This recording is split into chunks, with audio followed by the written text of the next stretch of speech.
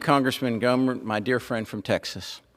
Encounters at the southern border have reached a 20-year high of now over 1 million illegals trying to smuggle themselves into our country.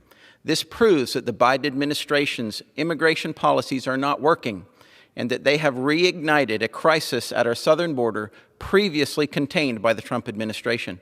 In fact, the border crisis is getting so bad that states not even geographically connected to the border are feeling the effects.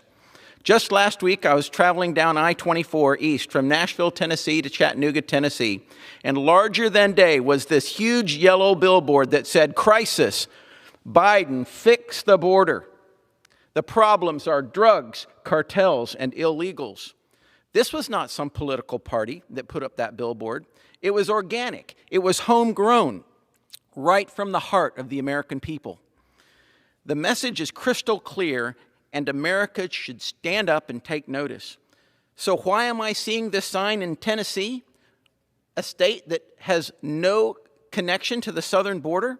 It's because the Biden administration is flying illegals to every state in the union, making every state a border state. This must stop.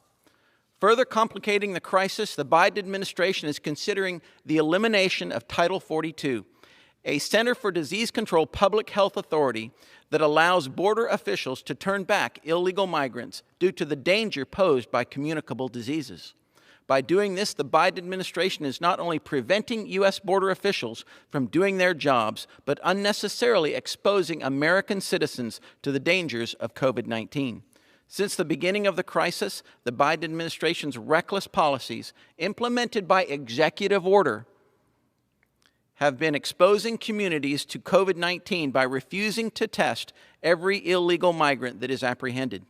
Even Secretary Mayorkas himself admitted to me in a committee hearing that his agency has released illegals into the interior of the United States who are known to be infected with COVID-19. Local communities are then forced to deal with it. This is simply unacceptable. For these reasons, I introduced H.R. 2076, the COVID-19 Border Protection Act. My bipartisan legislation requires the Department of Homeland Security, in consultation with Health and Human Services, to develop a comprehensive strategy to test illegals that are encountered at the border and quarantine those who test positive.